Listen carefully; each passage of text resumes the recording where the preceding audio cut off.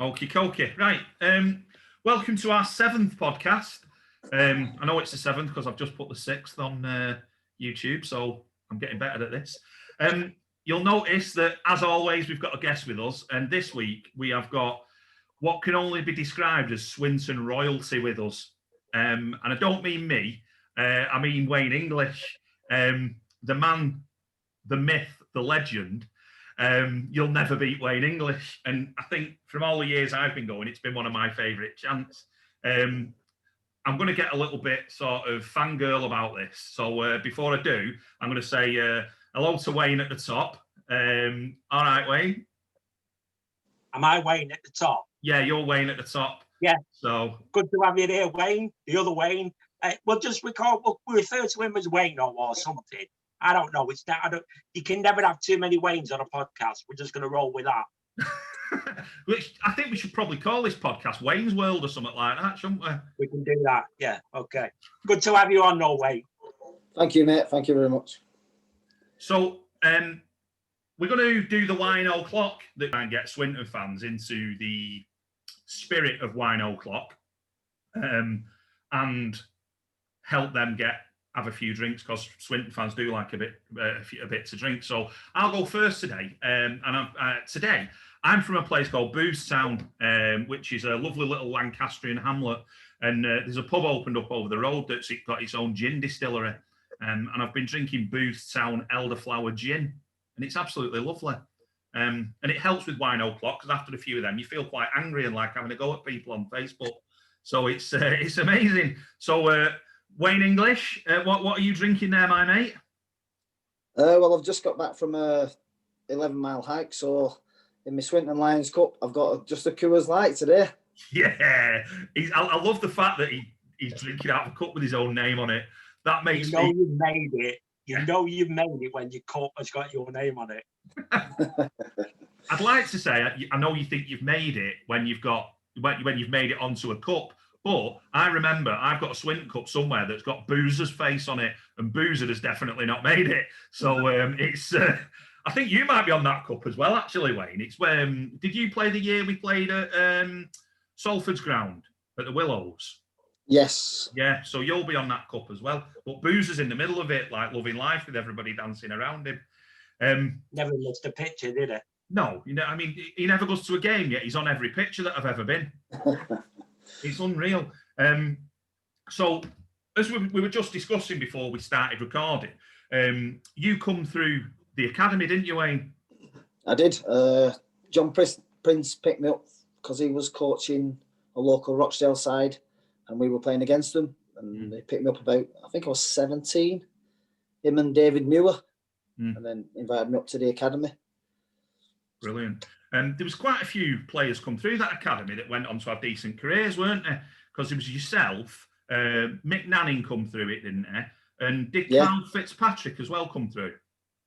No, I think Fitzy come to us a bit further down the line. Right. But Phil Cushion, he did well. Yeah. There were plenty. They did really well at the time.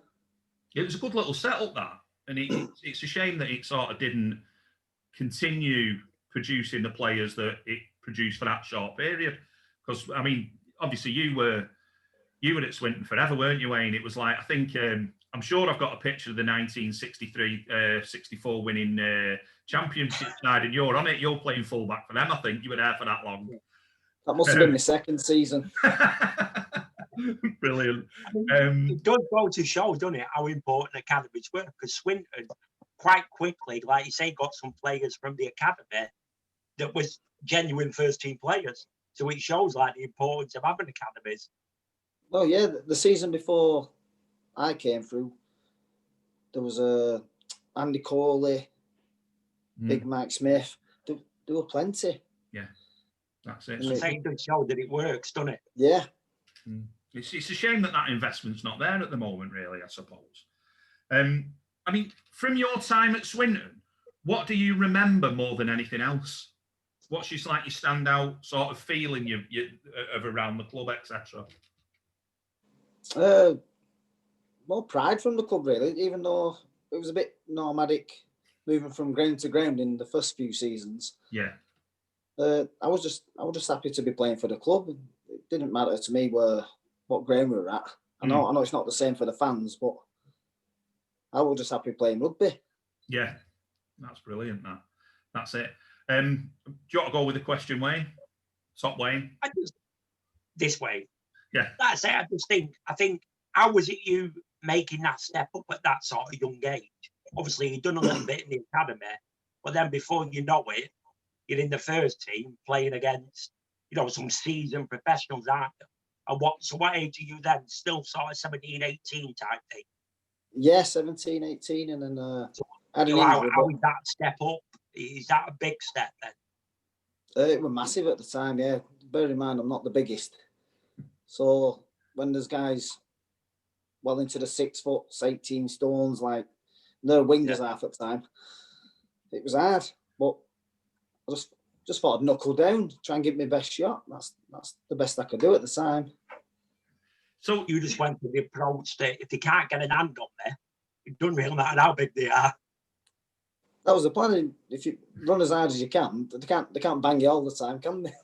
No, brilliant. Not. I tried that. It didn't work for me.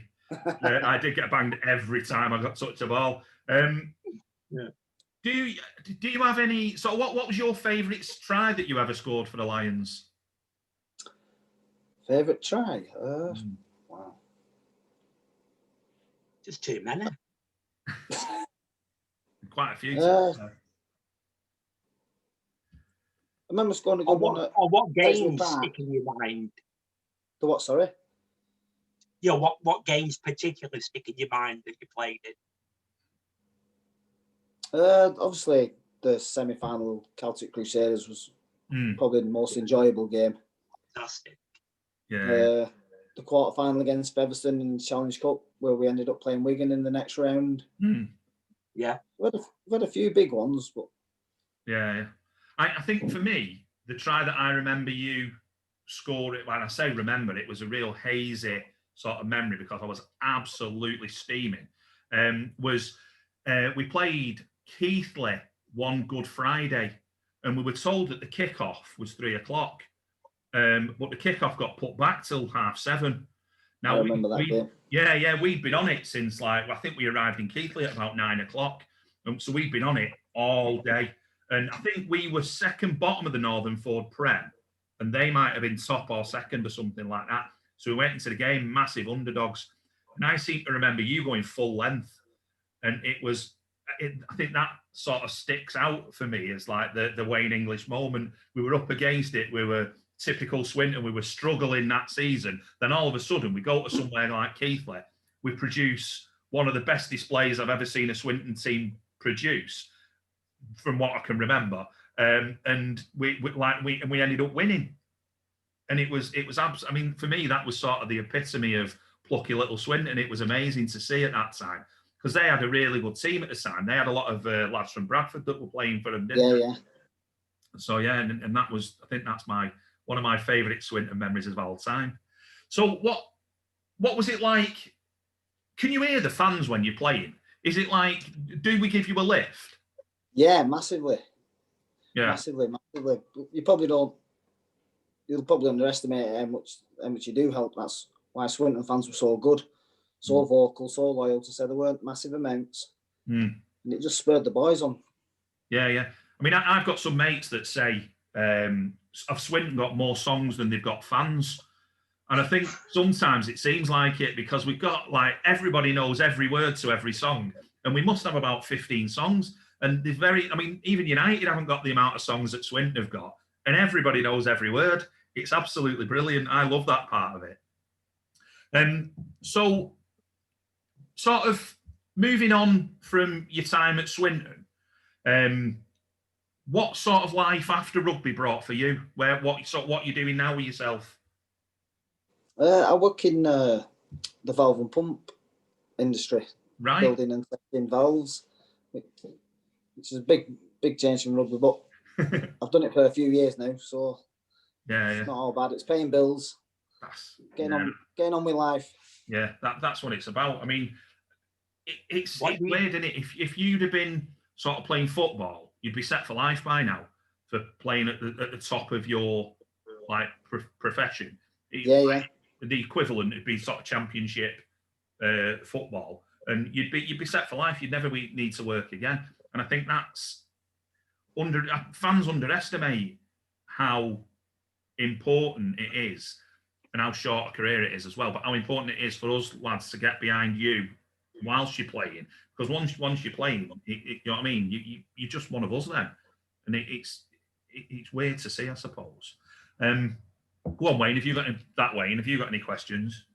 Do you know, like, obviously when you're in that professional, obviously you're at that age and you're a professional and you're keeping yourself fit and in shape, is that a difficult jump then when you stop doing that game? Obviously your diet, your gym work, all the rest of it, is that something you really have to sort of change? Obviously, you know, you must be 64 now, but you're still in good shape. You know, is that something you sort of have to think, I need to sort of keep an eye on this? Obviously, you're not doing the exercise necessarily that you were. So is that something you have to change in your lifestyle? Luckily not for me.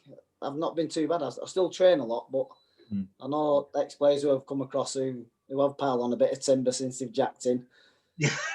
Yeah. I mean, I was mates with Martin Milano, and he's always been a chunky monkey at the best of times, hasn't he? But I imagine he needs to watch what he eats, because he's a beast of a man. Yeah, you're always a massive guy, Marty. Really, yeah. Absolute. But you still plod along, obviously keeping yourself in good shape and just sort of kept your routines going a bit, yeah?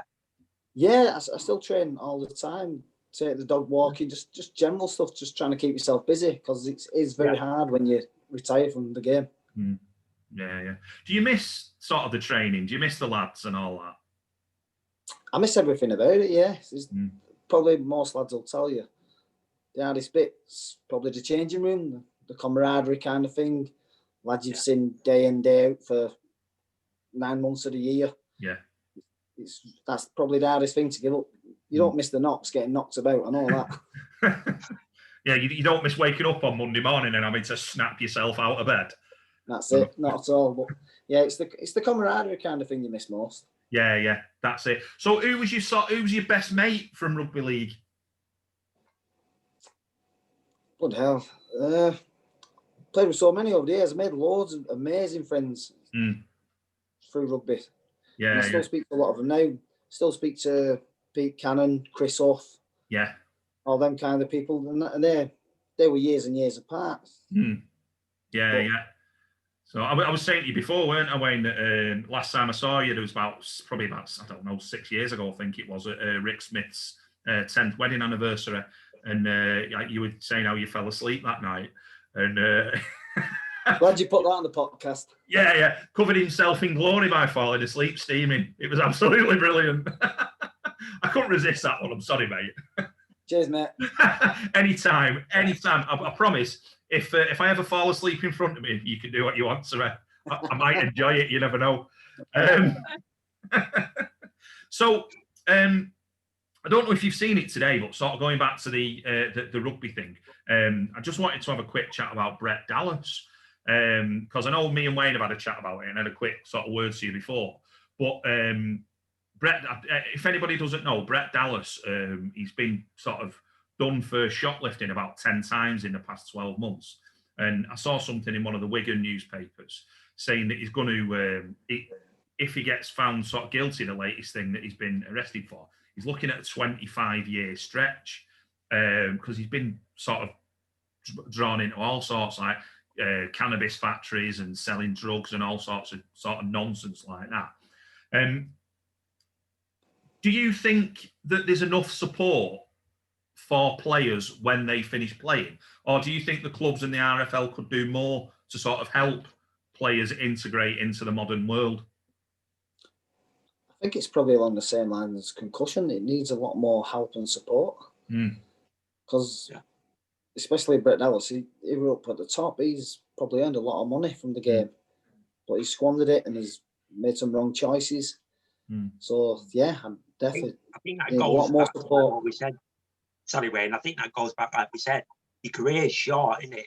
Even at the top, you can earn reasonable money in rugby league, but it's not reasonable money you can live that lifestyle forever, is it? Yeah. So maybe that is the road he's gone down, and you know, people sometimes make wrong choices, and you know, maybe that's something he could have had help with. Yeah, I mean, what 1 minute he's playing alongside Andy Farrell, the next minute he's running away from Marjorie, who works in IKEA, because he's nicked a Malm set of drawers. It's like it's you couldn't write it, could you? It's sort of even more insane than Richard Madeley nicking a bottle of wine. It's just like I can't get my head. For me, I can't get my head around it. Crazy. Yeah, so I think what I'll do is I might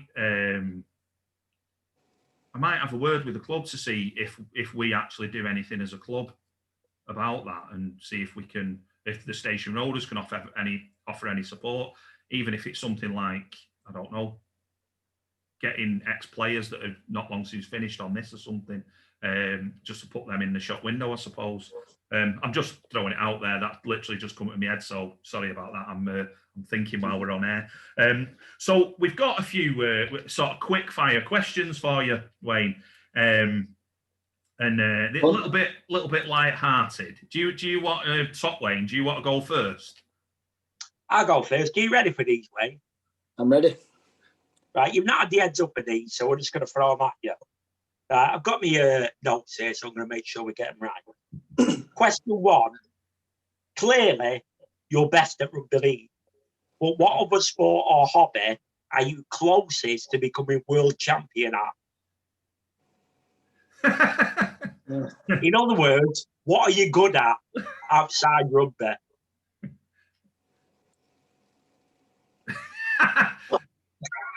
So is this a quiz? You must be good. You can't be that good at rugby league and not be good at throwing a dart or playing snooker or golf or something. Oh no, I'm good at football at school. Fair enough. Right, okay. So football could have been option 2. Yeah. Right, we're going to move on. We're going to move on from that question, Wayne. I think it's gone down like a lead balloon. Question 2. If you walked into the gym on your best day, how much could you bench press? I don't know, about 120. 120? I generally do 125 to 130, but it's pretty good, I would imagine. So yeah, we'll Don't give burn you that yourself one. out. What can you bench press, Barney? A decent sized Whopper or something like that. One of them double Big Macs. I can pretty much bench press one of them. And then I don't know, a couple of barrels of beer, I reckon, on a good day, if I'm lugging them about the house to get them in before we start our wine Oclock. Go on, I'll give you. The third and final question, Wayne. I want you to listen to this one very carefully. To the nearest centimetre, what is the average length of a giraffe's neck? And we're going to have to push you for an answer on this one. 3,050. Brilliant. 150 centimetres. That's a good guess. I think the correct answer is around 178. But what's a foot or two between friends? Yeah, correct answer. We'll give you that one. Brilliant. Right, so mine are a little bit more easier than that, mate. So what I want to know, I asked Martin Moana a similar question, actually. Who was the worst player that you ever played with? I don't really want to name names, to be honest. What club was it at? Not so much the worst player, ability-wise. It's just some players you just don't want to be there. Yeah. Did you ever play with any real liabilities? Not liabilities. I remember Danny Eaton being a loose cannon. Brilliant. Absolutely. A funny man. Yeah. Very funny man. Practical joker, but absolute loose cannon in the game. Yeah. That sort of links into the second question. Who do you think was the most bonkers player that you ever played with? Who was the one in the dressing room that was always there, sort of putting deep heat in people's undies and things like that? I remember Richard and Harry when I first started. Oh, he was mad as a wasp. He was bonkers, weren't he? Yeah, absolutely. Full bonkers. He used to skirt life out of me, to be honest. Fantastic. That's it. That's excellent. And now, this last question, I know that you're going to be able to answer this for me, Wayne. What is the best bar in Benidorm? Tiki Beach. Fantastic, because literally every time I log on to social media, it seems like you're in Benidorm. I thought for a while that you'd actually signed for sort of Benidorm RLFC.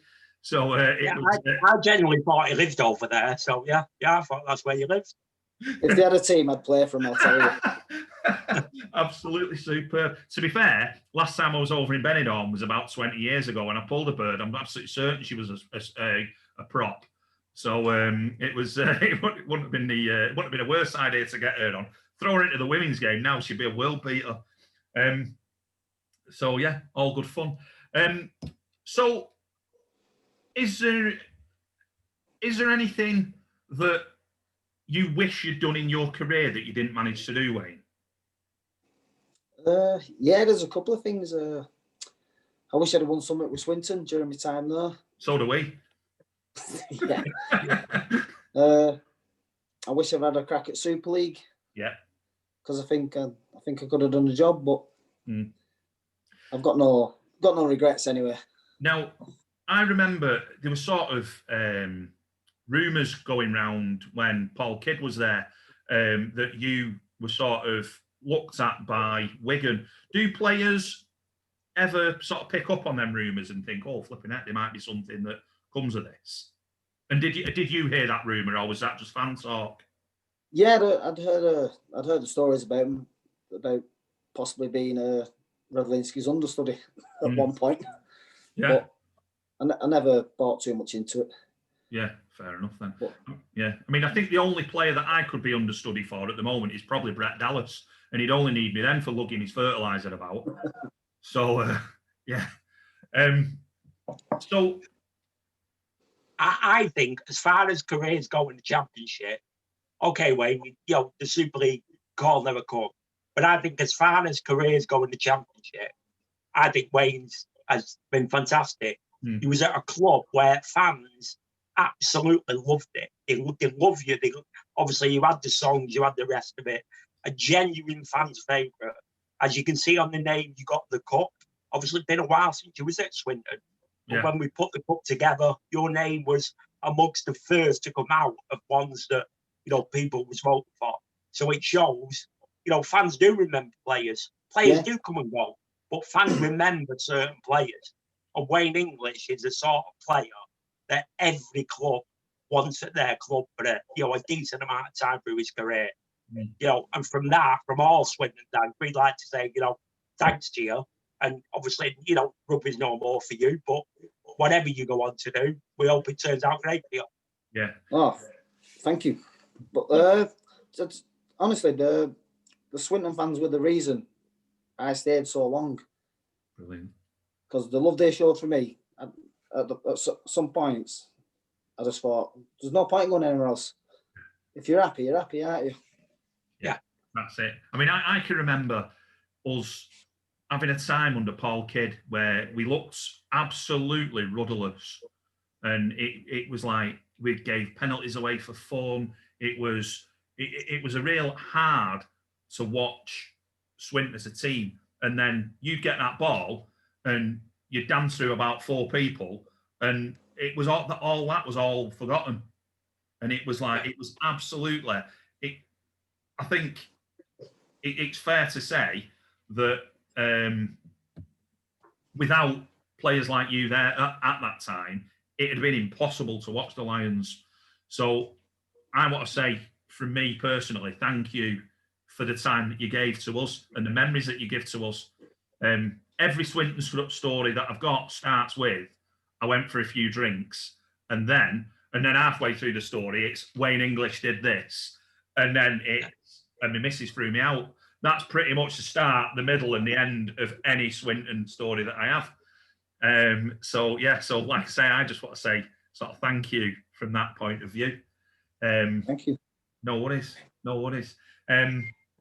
So yeah, thank you for coming on. We've done about half an hour now, which is impressive. Time goes when we're having fun. That's all. If you ever want to come back on again, Wayne, please let us know. Come back on. because at the end of the day, we're going to run out of people as it is. So I want to, if you know anybody else that might want to come up and we just want you there just in case. Yeah. I mean, mate, if you could be our 2 o'clocker, that'd be amazing. It's like if all the fit girls go, we'll come to you at 2 o'clock, Wayne. So We'll sort it out. Fantastic. So yeah, but thank you, seriously, thank you for coming on. Thank you for the memories. You've been an absolute legend over the years, and that phrase gets bandied about a lot. But I think when you have a player that gives over a decade to a club, that's unheard of in this day and age. So yeah, and like I say, the word legend gets banged about a lot, but I think Wayne English has got to be considered a Swinton legend, and if people don't consider you to be that, then they've probably never watched the Swinton scene with you in it, if I'm being honest. So, no worries. Thank you very much. No worries. Right, I'm going to get my tongue out of your backside now. Right, thank you very much for coming on, and we'll see you all soon.